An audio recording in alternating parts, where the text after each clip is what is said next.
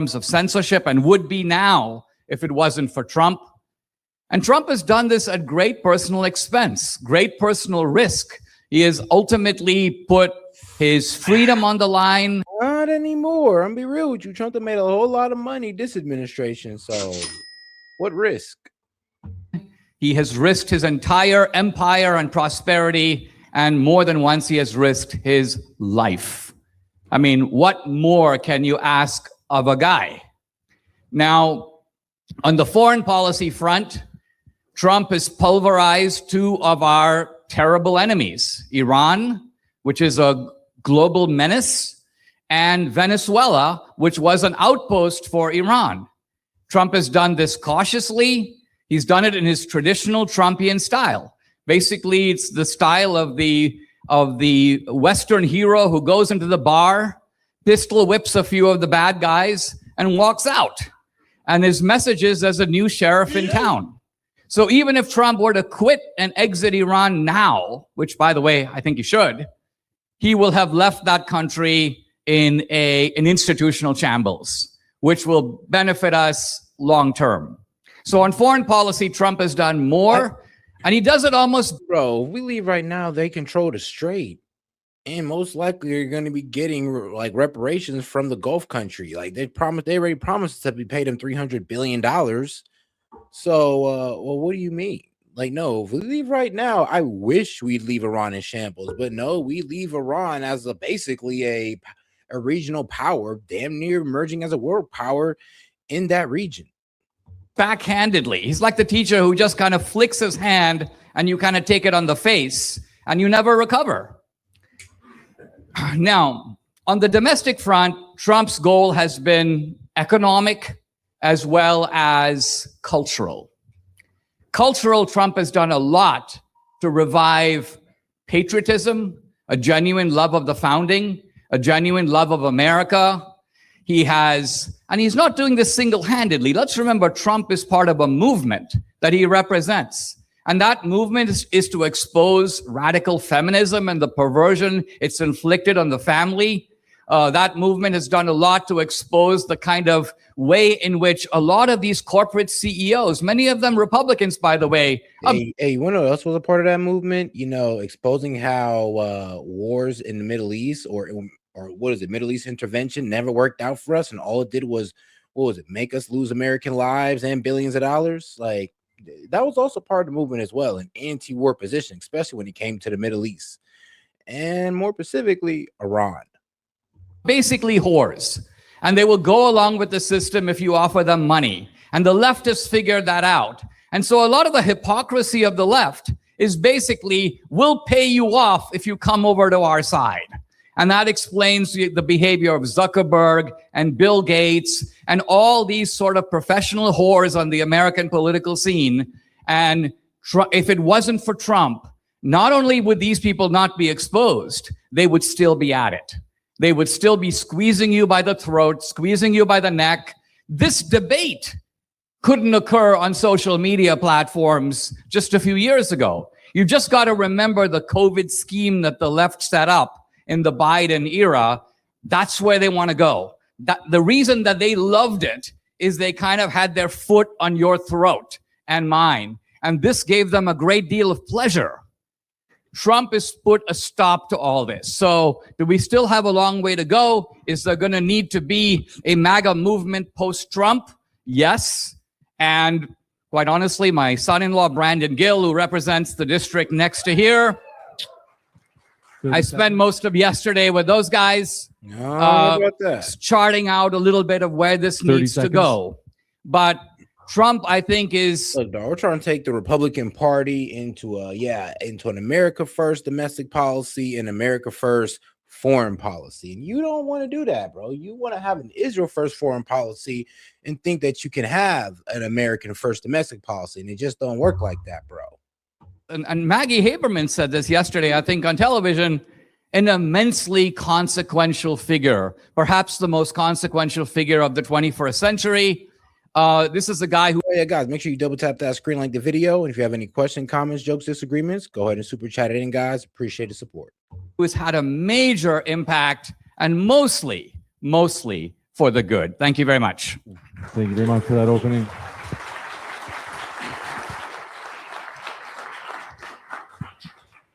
All right, we're ready for you, Stephen, for your opening as well. I've got the timer set for you.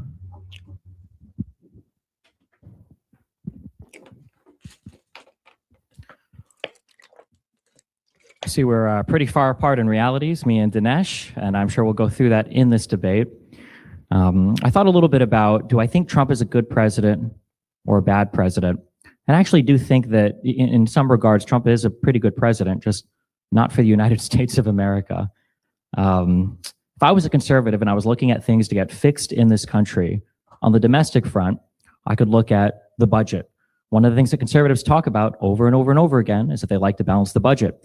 Trump took a shot at that and he failed worse than George Bush did. We had Doge come in and they found essentially nothing. Doge has been all but— Oh, no, they found something. It's just they never got it codified by Congress. So let's just be honest there. But it was a half-assed attempt to try to balance the budget. That's exactly what Doge was. As much as we appreciated the effort, I mean, there was really no follow-through. And of course, on his last, what was his last point? Conservatives talk about over and over and over again is that they like to balance the budget. Trump took— Oh yeah, balancing the budget as well. Yeah, I'm not gonna lie, that was a fail. Like, come on now, 38 trillion walking in, 40 trillion currently as sitting president, and I'm talking about our national debt. Took a shot at that and he failed worse than George Bush did. We had Doge come in and they found essentially nothing. Doge has been all but disbanded at this point. Nobody even mentions it anymore. Elon initially came in promising to save $2 trillion, which was more than we even spend on our discretionary budget. And in the end, he ended up saving virtually nothing. I guess save for whenever he was talking about on Twitter, the stuff that had already been found by the prior governments. We have our massive illegal immigration problem where supposedly 20, 30, $40 million illegal immigrants came in, or 20, 30, 40 million illegal immigrants came into the country. And so far we have maybe 3 million deported, if you believe the administration's numbers. We have an ICE that is more unpopular than it has been since its inception. We have massive funding going to an organization that is not showing results for all of the money that they're getting. And now you have an American populace that is more ready to defund and disband ICE than they have been at any point in American history.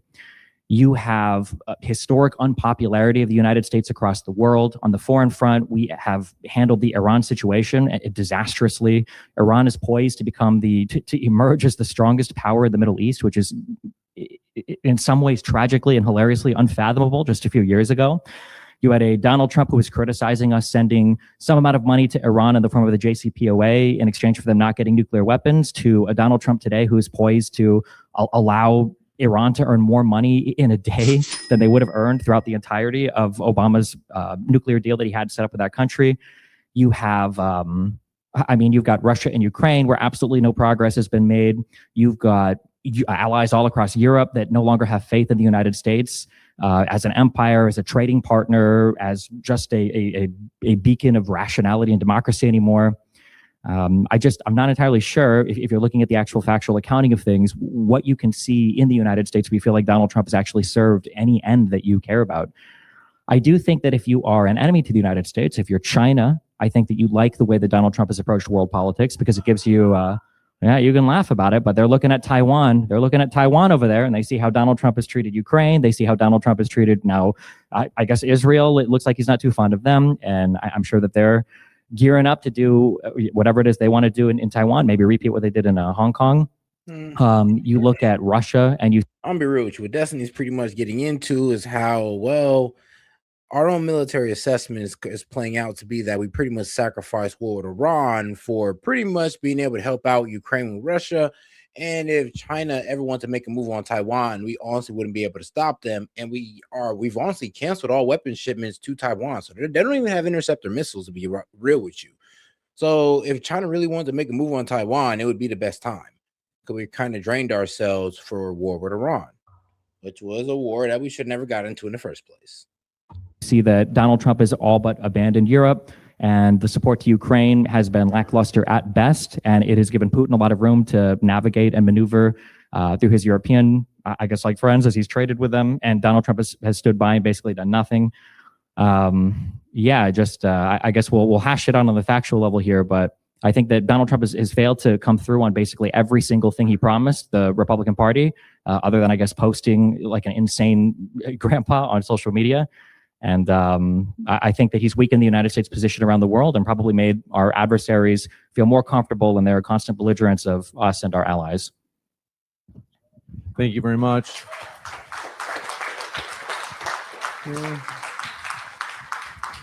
Thank you very much for that opening as well. We'll jump into the 80 minutes of dialogue.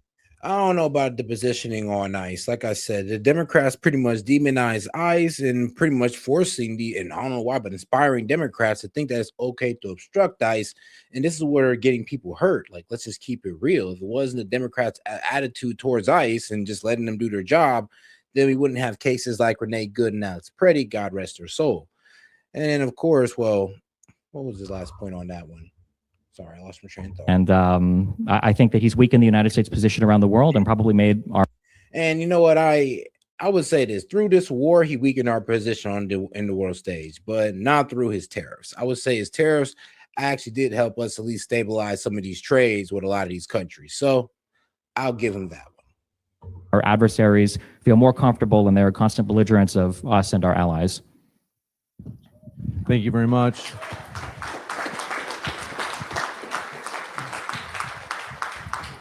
Thank you very much for that opening as well. We'll jump into the 80 minutes of dialogue. And then just a friendly reminder, everybody here, is we want to both let the debaters do the debating and also want to show them respect, as we do appreciate them being here. With that, gentlemen, the floor is all yours for open dialogue. I guess we can start with the Iran thing. Man, what a disaster.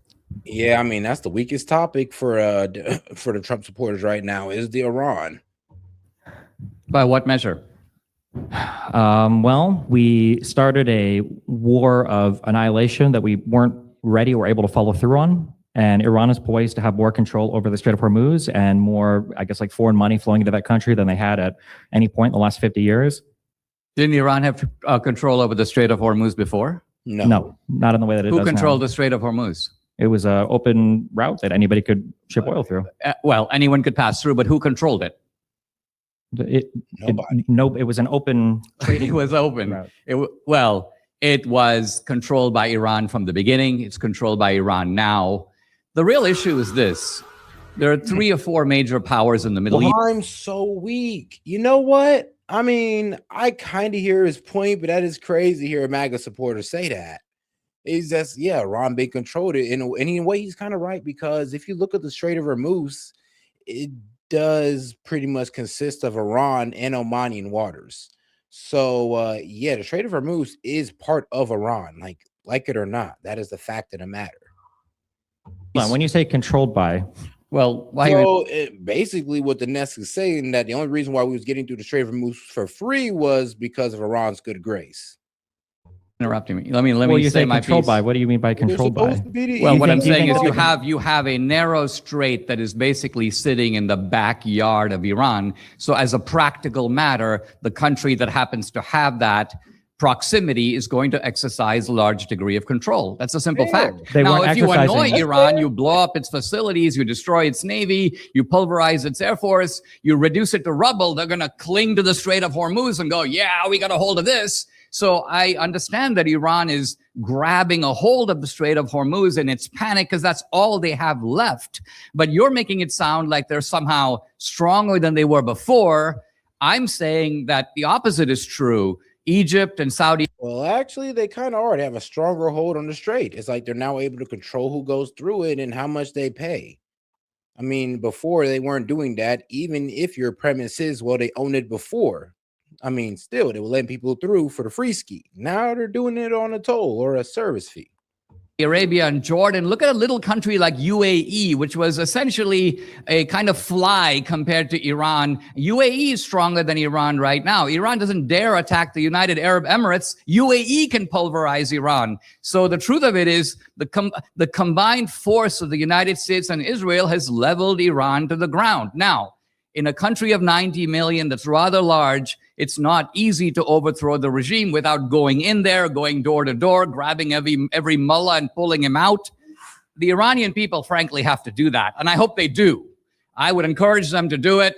I would give money to send a million rifles into Iran to arm the Iranian people against the government. But I support the Reagan. Yeah, and you'll get their ass killed. But I mean, I respect it, though. I respect it. Not a lot of people will say that, but you be getting their ass killed. And because we really don't know how much people are willing to go against that government. I mean, considering that 61 million people registered to vote in an election controlled by, you know, said regime. Doctrine, which is that people should fight for their own freedom. It's not our job to liberate Iran. It's our job to protect our own interests, America first, and Trump is doing that. In what way do you think Iran is controlling the Strait now than is it in the same way they had before, or do you think that it's more than it had before?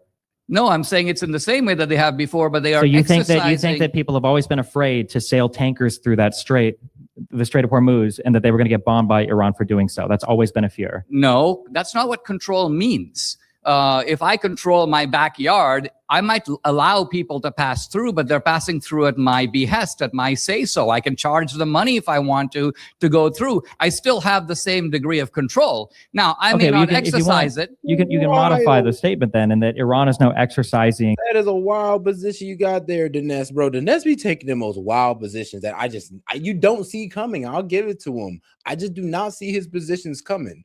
His position was literally, well, what do you mean Iran controls the Strait? They always controlled the Strait. Before this war, I was like, so Iran was just letting everybody through for the free, and you were supposed to be painting them as this evil Islamist regime that wants to take over the world? It's like, all right, well, why didn't this evil Islamist regime, you know, put tolls on the Strait before? Why are they doing it now? Deadly, I guess, restraint over the Strait of Hormuz than they were before. Regardless, their control of the Strait has changed in character in a way that it never had before. Yes, I agree with that. And that's due to the United States attacking Iran for reasons of which I still don't even fully understand. And the only way for us to alleviate that situation is to give Iran a deal that leaves it a stronger nation than it was before we entered this conflict. The entire terror network, not only of the Middle East, I'm not just talking about. Hey guys, before you assume my position, you can always super chat in the question. I will go ahead and get into my response, of course. But please go ahead and super chat it in and respect the stream. But all right, man. Oh yeah, make sure to double tap that screen, like the video, guys. Let's get right back into it. About Hamas and Hezbollah. I'm not just talking about Boko Haram in the north part of Africa, but extending through Venezuela, Hezbollah in South America. Iran was the malefactor. Iran was the hub. They were doing it from their base. And so clobbering the base is what Trump set out to do. Now, you may not think that's a good idea. You may like the terror network. You may think that, as Tucker Carlson says, Hamas is a political movement. It's like the Labour Party. It's a force for good. The Muslims are up to doing great stuff in America and Australia and Canada. We need more of them. We need more mosques in Dallas. If you take that view, then you're going to think that Trump's bad. But if you agree that there is an Islamic project that began in the 7th century, long before Israel, the Muslims conquered the Holy Land. They're the original colonizers. They have just realized that there are dupes like you who will buy into the rhetoric. Hold on now. You know, before the Muslims was colonizing, it was the Byzantine Empire that was like the strongest colonizers. Damn near enslaving everybody they conquered. So actually the original, I mean, it's really hard to tell who the original colonizers is because it's been happening since like really ancient civilization. So you can't really call them the original colonizers. That's like intellectually dishonest, historically dishonest as well. Of anti-colonialism, and so they. Who was the Byzantine Empire? Oh yeah, Catholics. Mouth that rhetoric, the Ilhan Omars of the world, but they are the original colonialists. The Muslim view is colonialism is great when we do it, and it's not good if anybody else does it. Wow. And the reason they don't like Israel is really simple, because Israel is a force that is stopping them from colonizing the entire Middle East. That's why Israel is the little Satan. And yet Israel is the country that is the most opposed to the deals that Trump is trying to cut now with Iran. Well, here's the thing. I don't like when other people call out other countries' colonization history, because we've all kind of benefited from a little bit of colonization. I mean, I'll be real with you. We've all benefited. So let's call it even, and let's promise not to do any more. Israel. Yeah. Israel. Talking to you guys. Why? The reason why is because Israel is because opposed to those very same terror networks that you claim that we've somehow magically defunded by attacking Iran. But we haven't. Israel understands that Hezbollah is poised to become more funded and more powerful and more capable than ever because Iran is now going to be taxing the Strait of Hormuz. Iran has shown the entire world that it can withstand attacks from the United States and Israel combined, something that used to be done only in theory or in rumor before, and now has been demonstrated in actuality. And Iran is going to have relationships with the rest of the world and sanctions relief that Donald Trump was floating the idea. I don't know where we're at in any terms of deal with them. Donald Trump famously can never seem to finalize any deal. But now Iran is actually poised to be free of sanctions for the first time in my lifetime. And to try to sell this as some massive win when conservatives have been changing the definition of what a win would be. Initially, we were going to be there for 2 weeks. Then it was just going to be a month. Then it was going to be before Congress could do a declaration of war. Then it was going to be, I guess, shortly after that, that we were going to have like some ceasefire. We've had like 30 ceasefires with Iran and with Hamas and everybody else. And I'm just so curious if Iran is set up to be such a failed state after our attacks on them, why is Israel so opposed to the types of deals that Trump is trying to cut with Iran? Because Israel's interests in America sometimes diverge. Israel feels existentially threatened in the region, as we are not. Israel has yeah, let that be their problem, not ours. It's kind of crazy how they try to drag us in and make it our problem. Goal of, and I think they set in their minds after October 7th, we are going to completely remake the map of the Middle East, and this requires the Iranian regime to fall. So Israel is committed to the decimation of the regime or regime change. Trump, I think, is wisely chastened by the fact that in Venezuela, as in Iran, there are some risks of quagmire, getting stuck over there, of risking a large number of American lives. So I think Trump is recovered the wisdom of the Reagan doctrine, which is that people need to fight for their own freedom. They fight, we help. What was the goal of us attacking Iran then? The goal of us attacking Iran is the goal of taking the #1 global. The goal of attacking Iran was to pretty much, I ain't gonna lie, it was low-key for regime change, but it was honestly to bend Iran to our will. It was to make them to, one, damn near give up the regime, give up their nuclear capability, give up their missiles, and stop funding their proxies. That was the goal of bombing Iran, to break their will into submission and pretty much allow us to do whatever they want with them. And as you see, they resisted. Global menace. And let's remember that the menace of Iran is not the same as, say, the menace of Russia. Russia is basically a Machiavellian great power. They want to increase their scope of influence. Everybody does. China does, Russia does, India does, Brazil does. But Iran has this added factor, and it is a certain ideological messianism, a fanaticism. They say things like, we love death more than we love life. They couldn't be more clear about the fact that we are their main opponent. That's why in the Iranian parliament, they burned the American flag. I mean, how stupid are we not to see that they have identified us as their main enemy? So you can't pretend. I mean, yeah, but here's the thing. Why do they do that? Why do they step on our flag and say death to America and death to Israel? Do you understand why? I mean, Dinesh, 1953 Operation Ajax, where we overthrew a Democratic elected leader and put into Shah basically an American puppet, and he pretty much sold out the Iranian people's resources to America and Britain. You're like, yeah, you think they were going to accept that? Well, they didn't. They overthrew them. We got pissed off. Now the Ayatollah's in power. And here's the crazy thing. Like a year or two in, we pretty much convinced Saddam, yep, and we send them money and back them along with the Gulf countries to go invade Iran and get them involved in a war that cost them over 500,000 people. And they know that we did that. You know that, right? It's like these people don't forget. It's like, yeah, and they know that we also, our CIA gave Saddam the precursor for the chemical weapons that he hit him with. Yeah, they know every bit about that. I mean, as much as I know about it, they know about it. So that is why they have that stance. It's because of our reckless intervention in the Middle East. That's affected them. And I mean, if a country did that to you, well, I mean, what would you be saying about that country? Exactly. Like they're not an adversary, they are. And so in politics, it's a really good idea, if you can, to walk over to a place and clobber your adversary and put him on the ground where he can't get up. Now, true, you may decide, once I've done that, I'm going to sign a deal where we don't fight anymore, basically because you don't have your arms and you don't have your legs and you can't really hurt me anymore. except they're still maximally exercising control over the Strait of Hormuz in a way that has left the entire world laughing at the United States for the inability to actually enforce maritime trade, which was one of the biggest benefits that we had of having the largest and strongest navy in the world, such that Trump was literally begging and crying and screaming for his NATO partners to show up, the people that he'd thrown under the bus for the past 10 years, wondering why they're not showing up in the Strait to help him. But the reality is, there is no help there. Donald. Oh God, like I said, if you have any question, comment, jokes, or disagreements, you can go ahead and send it in. Like, go ahead and put your money where your mouth is, especially if you disagree. Because a lot of you don't understand my position, but it is what it is. Trump can tell us I know, here come the Muslim haters, but it is what it is, guys. Trust me, you'll understand my position by the end of this debate, most likely. every single day, which they have for weeks, that we've blown up every boat in the Iranian Navy. I was unaware that the Iranian Navy was a huge threat to the United States. I haven't heard of any of massive Iranian ships sailing around that was blowing up the United States at all in the past several years. But I do see all the drones flying through the Strait of Hormuz. I see tankers getting hit and struck. I see that the amount of oil that's going through there has basically collapsed. And nothing the United States has done has made that trade route any safer. It's been only bad for global trade, and it's been only bad for U.S. power over the past however many months we've been now stuck down in Iran in a war that I asked you, what was the point of going to war over there? It sounded like you were saying regime change, but then earlier you said the regime change has to come from the people, and I don't know what the United States has to do with regime change in Iran anyway. I'm old enough to remember that we've tried regime change in the Middle East a few times, and generally it was considered an unpopular thing, but I guess in this case... I mean, due to our regime change is why we're dealing with the Ayatollah today. It would be under a Democratic president. Of course, it would be unpopular. But for some reason, Donald Trump gets a free pass.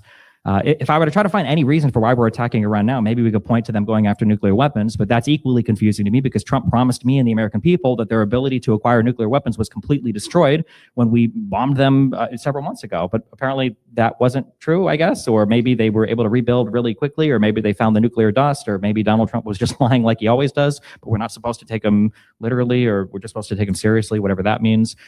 Maybe we're still attacking him now because we feel like Iran can still pursue a nuclear weapon, in which case I wonder why we ever pulled out of that JCPOA in the first place. I don't remember there being a nuclear weapon on the table when Obama was in office, despite the fact that Netanyahu and Israel are always crying that they're a few weeks away from a nuclear weapon. It seems like that threat didn't become real until Trump came in again. When I look at the state of the Middle East, I think a more reasonable story of what happened is Donald Trump found that he was able to go into Venezuela, he could bully a smaller country, he could abduct a world leader, and for the most part, he got away with it. And he looked at Iran and he foolishly thought that he could do the exact same thing. He tried it, he failed. I mean, sadly, that is true. He thought he could do the exact same thing with a country that's, well, twice the size, twice the population, and I'll say triple the military capability. Because I mean, like, oh yeah, and I'd probably say double the what was that? I'll say the logistical advantage. So yeah, getting into war with Iran was a bad idea. It was a bad idea under Bush, Obama, Biden, Trump first term, Biden and first term, and still it's a bad idea today. So yeah, guys, this war was never a good idea, and it was preached through multiple generations, how not generation, but multiple presidencies, how this was never going to end well for the United States. But for some reason, people thought that it was going to end well because of Trump. And then, you know, there's some people who's radicalized by the hate of Islam, thinking that, oh, no, we're saving the Middle East by taking on the Islamic terrorists. It's like, okay, bro, okay. I mean, they tricked y'all with that in Iraq, but apparently y'all didn't learn y'all lesson, huh? Miserably.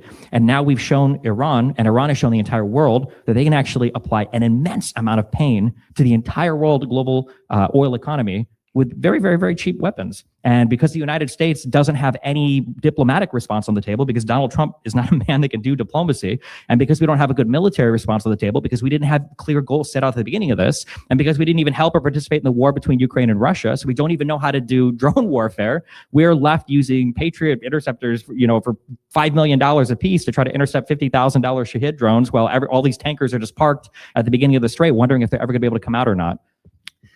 Number one, I'm a little older than you are, and if we put a little bit of perspective on all of this, we see that by and large, regime change in the world has a great and glorious history. Most of the time, it works out for the better. We've had, just to take the span of my own lifetime, we saw regime change in massively deadly adversaries like Germany and Japan, Italy, Regime change in Italy, by the way, was done by the Italians. They grabbed Mussolini, strung him up in the piazza in Milan, and the outcome was better. In the Cold War, there was regime change in about 30 countries, all of it to the good. Regime change, not just in the Soviet Union, where they abolished the communist system, but regime change in places like Poland, Czechoslovakia, Bulgaria, Romania, the list goes on. All these countries liberated at the end of the Cold War, regime change, and it all turned out for the better.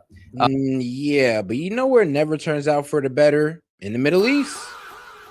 So, I mean, if we want to go by your formula of consistency, I'm like, all right, yeah, consistently regime change works outside of the Middle East, because every time we tried in the Middle East, it turns out terribly.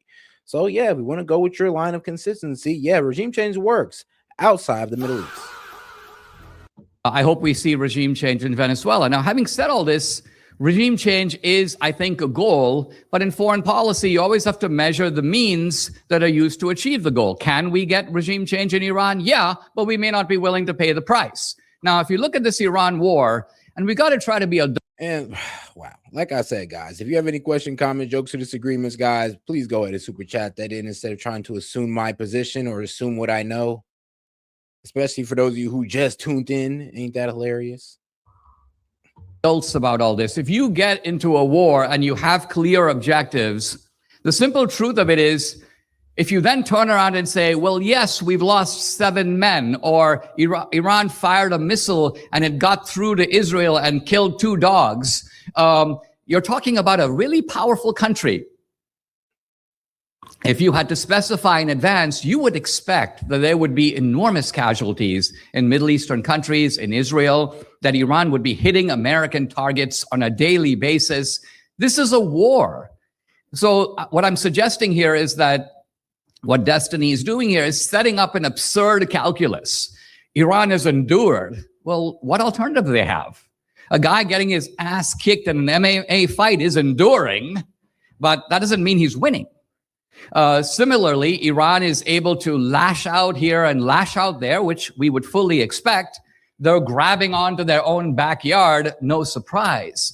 They're unable to maintain even control over their old network. So we've disrupted the whole Iranian system. So when you talk about places like Russia and China, they're like, Trump actually is willing to use force. He's willing to do it prudently, but he is willing to kick ass. And this was what makes him different from, for example, an absolute mindless Joe Biden, a giggling, idiotic Kamala Harris. So again, when you're measuring Trump, you have to measure him against the absolutely impermissible alternative. Can you imagine what America would have been like had the Democrats won? Can you imagine the world we'd be living in? The rottenness of the system would continue. The censorship would be accelerated. The surveillance would be going on. There would be political targeting to a degree that we probably never imagined. Trump would probably be serving a life sentence. So this is who these people are.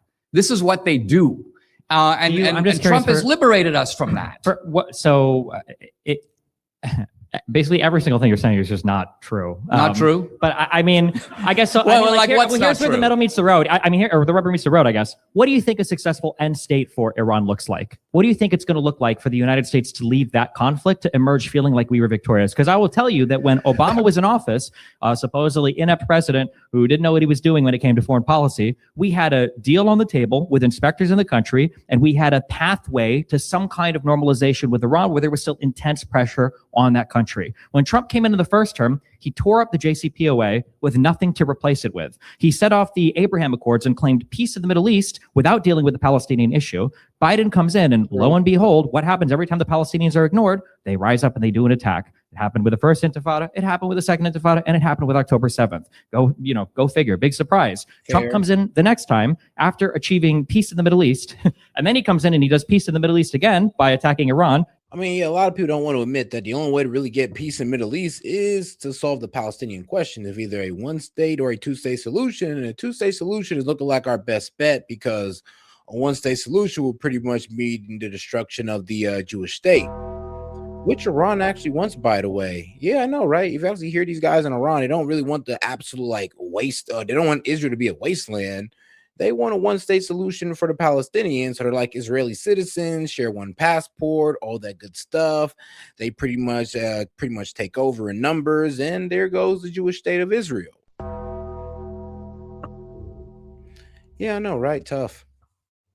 And then he's done peace in the Middle East again by getting us in a war with Iran. What does the end state here look like? Because all I see is Trump making bad decisions, the bad decisions playing out in literally the most obvious manner possible, and then not knowing how we're going to come out of the bad position better than we were before, and conservatives somehow trying to pretend like it was a win every single step of the way. So so I'll ask, what is a positive resolution where you would look at our exit from Iran and go, that was a really good idea that we attacked that? You know, this is our second time debating, and what frustrates me in debating you is that I think you have the wrong self-conception that you are somehow presenting facts, and you will use terms like this is positive, or this is progress, or for example, you start off with an almost devotional premise, which is that Obama was trying to stop Iran from getting a nuclear weapon. My premise. Oh, yeah. And guys, you got to remember this. Your position on the Palestinians being a people or not doesn't really matter. I mean, to the Muslim countries, to the Arab countries, yeah, they're people. So your opinion really doesn't matter. And you're not going to be able to convince them that the Palestinians aren't people. So you might as well just go ahead and kick that opinion to the side and understand that if you actually want peace in the Middle East, you got to recognize them as a people and get them their own state. Sorry, it's just the way it is. But if you don't care about peace in the Middle East, I mean, you could ignore that. Is the opposite. Obama was trying to help Iran to get a nuclear weapon while publicly professing the opposite to his domestic political audience. Why couldn't they do that in 8 years then? That was Obama's goal. Why didn't they do that in 8 years then? That's super simple. We have history. We can just look. Why didn't it happen in 8 years then when Obama was president? Because Iran is on a pathway to getting a nuclear weapon, and they were much closer. Basically, to get a nuclear weapon, you need a certain number of things. First of all, you need the knowledge. They've got it. Second of all, you need the resources. You said that Obama was helping them get a nuclear weapon. He was in office for 8 years. Where's their nuclear weapon when he was in office? Well, come on. It was just not true. I agree with what you said earlier. The argument has always been that Iran, like North Korea, is on an inexorable path to get nuclear weapons. Do you deny that the Iranians have the desire to get nuclear weapons? They absolutely did after Trump tore up the JCPOA. Yeah. No, but you're saying under Obama was so charming and persuasive that these radical mullahs who burn the American flag and say debt to America have the option of getting a nuclear weapon, but because Obama signed a document and gave them pallets of cash, the Iranians decided we will forego this ambition. We're not going. Well, yeah, actually 20 years ago, their Ayatollah pretty much said that getting a nuclear weapon is a sin against God. So there's that. Then there's the deal that they got with under Obama to keep their enrichment at 3.6%. Then there's that. And you guys ain't like that either. So here's the problem. They don't trust the Iranians inside or outside of a deal about, when it comes to nuclear capabilities. But here's the thing. They can't point to a nuclear program or a nuclear weapon that the Iranians have, or of even them progressing towards 90% enrichment. So no evidence at all, but all the fear mongering in the world. We're going to do it even if we can because we love Obama. Is that your position? My position is that you can do the goofy conservative, well, what would happen if a Democrat was in office? But the problem you have here is you have to actually contend with the history of what happened. And the history of what happened was Obama was in office for 8 years, and Iran did not have a nuclear weapon. And they were making no progress towards that nuclear weapon. The entire International Atomic Agency, everybody else agrees with that. It wasn't until Trump came into office the first time and then tore up the JCPOA, and then on his second time felt that it was so essential that we had to go and bomb Iran. And here's the wild part, though. When he tore up the JCPOA and put the sanctions back on them, all from this went from 2018 to 2020. 2018, he pulls out JCPOA, put the sanctions on. 2019, I believe he makes the IRGC a terrorist group, and by 2020, he kills General Qasem Soleimani. And by 2021, Iran is now at 60% enriched uranium. So do you see the pattern here? The more aggression we've shown towards Iran, the further that pushed them towards a nuke. And for some insane reason, we think that, oh no, if we just go harder on them, that's going to pull them away. When history's shown, no, that's only pushing them towards it. And then we